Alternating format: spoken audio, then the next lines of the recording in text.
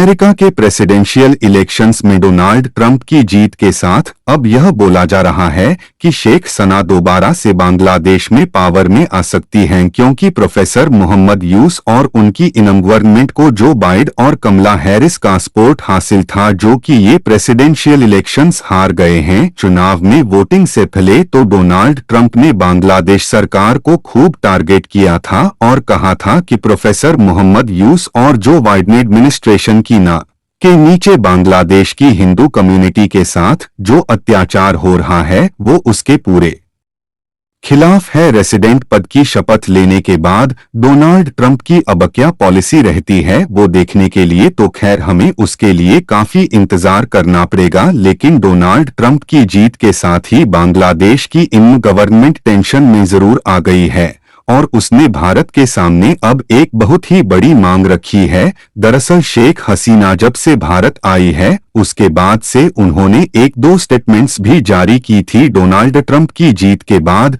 शेख हसीना की पार्टी की तरफ से डोनाल्ड ट्रंप के लिए जो बधाई संदेश भेजा गया था उसमें बकायदा शेख हसीना को बांग्लादेश का प्राइम मिनिस्टर मेंशन किया गया था। अब जो शेख हसीना की स्टेटमेंट्स हैं वो बांग्लादेश में काफी वायरल हो रही हैं। दूसरी तरफ बांग्लादेश की इनम गवर्नमेंट ने शेख सना को बांग्लादेश को वापस सौंपने की भारत से रिक्वेस्ट की थी। वह चीज तो खैर भारत ने नहीं मानी। अगस्त 2005 को शेख हसीना भारत आई थी। 110 दिन से भी ज्यादा का समय हो गया है। बांग्लादेश की इंडियन गवर्नमेंट को पता है कि भारत शेख हसीना को वापस कभी नहीं सौंपेगा, इसलिए प्रोफेसर मोहम्मद यूनुस ने शेख हसीना को लेकर भारत सरकार के सामने एक नई रिक्वेस्ट रखी है।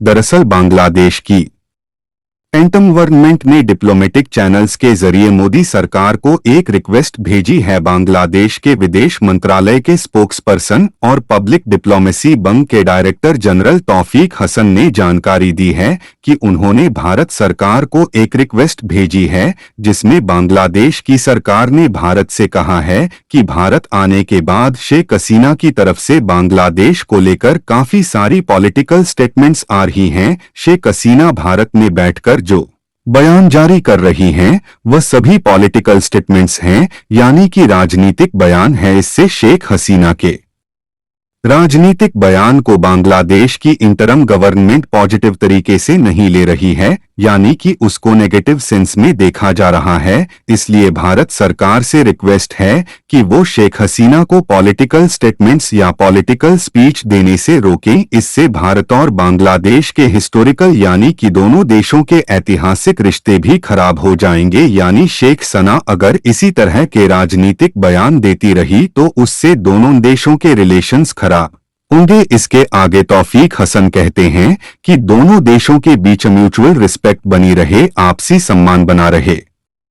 इसलिए भारत सरकार शेख सेना के पॉलिटिकल बयान देने के ऊपर पूरी तरह से रोक लगाए। जब उनसे पूछा गया कि भारत सरकार ने इंटरव्यू गवर्नमेंट की इस डिमांड के ऊपर क्या रिप्लाई दिया, यानी कि भारत सरकार मान गई या फिर नहीं, तो इसके ऊपर पब्लिक डिप्लोमेसी विंग के डायरेक्टर तौफीक हसन ने कहा कि उन्होंने यह मैसेज बांग्लादेश में इंडियन हाई कमिश्नर के थ्रू भारत सरकार को कन्वे किया है और भारत के हाई कमिश्नर ने कहा है कि वो यह मैटर दिल्ली में भारत सरकार के सामने रखेंगे। यानी कि इसका मतलब है कि भारत सरकार की तरफ से इसके ऊपर बांग्लादेश को कोई भी जवाब नहीं दिया गया है या फिर किसी भी तरह का आश्वासन नहीं मिला है। देखा जाए तो अगर मोदी सरकार चाहे तो वो शेख हसीना को कह सकती है कि वो एटलीस्ट भारत में बैठे बैठे कोई भी पॉलिटिकल स्टेटमेंट ना दे, किसी भी न्यूज चैनल या न्यूज़पेपर को इंटरव्यू ना दें या फिर किसी भी स्टेटमेंट में बांग्लादेश की इंटरम गवर्नमेंट की आलोचना ना करें, क्योंकि इस समय दुनिया का और कोई भी मेजर देश शेख हसीना को शरण नहीं दे रहा है। केवल भारत ही